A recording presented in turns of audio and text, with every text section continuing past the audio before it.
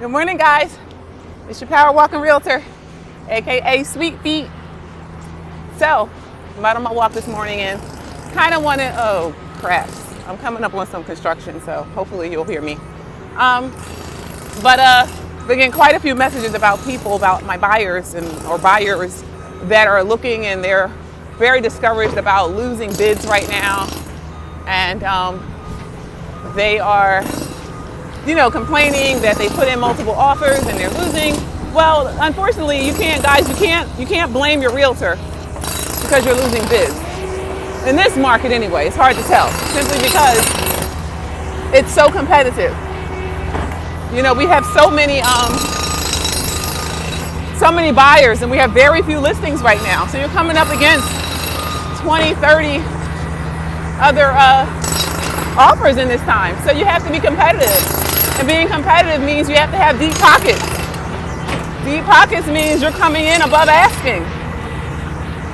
You just are. There was a time when asking was great. It was an achievement.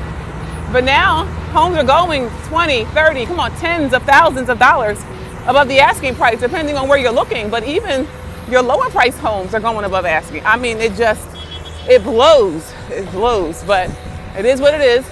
Come on, this is not a market for the faint at heart and not a market for people with thin pockets, unfortunately. If you get the privilege of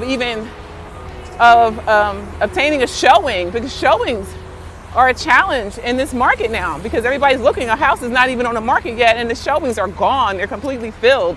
So if you get a showing, that's a victory. If you get the opportunity to make an offer, that's another victory. And then at that time, you want to make your very best offer because you only get one shot. They are not negotiating. There are no negotiations. There's no second chances. There's no, let's just offer this amount, a lowball offer, and see what happens. Well, what's going to happen is they're not even going to acknowledge your offer. They're not going to entertain it. And you're going to lose, and your agent is going to be annoyed with you for wasting her time. I'm not even writing lowball offers. I'm not doing it. It's like, it's too much work involved with that. So listen to your agent. Ain't nobody got time to be wasting time. So your only other option outside of coming in above asking, and let me say this, also the next hurdle, you come in above asking and they accept your offer. Well, now you have to hope and pray that it appraises. If it doesn't appraise, you're going to have to be prepared to come in your pocket to pay the difference because your lender is only going to pay based on the appraised value. So if you come in for 40 grand above asking and the house appraised is lower, you got to come up with that in cash at settlement. So you have to understand that, and that's on top of the amount that you're putting down. That's not a part of that. That's completely separate. So, so you can't blame your agent if you're losing right now. Listen, some agents are more experienced, some agents are more knowledgeable. This is very true. Sorry. But in this market, it is what it is. It's just heavy competition. So your other options are possibly new construction. Still got to have deep pockets depending on where you're looking in this area. In Pennsylvania, in Montgomery County, new construction, you're looking at least 700 and up. You might find something in the sixes. But once you start getting into adding in options, well, those options begin to add up and you're 50, 60, 70, 80, another 100 grand. Hi, darling.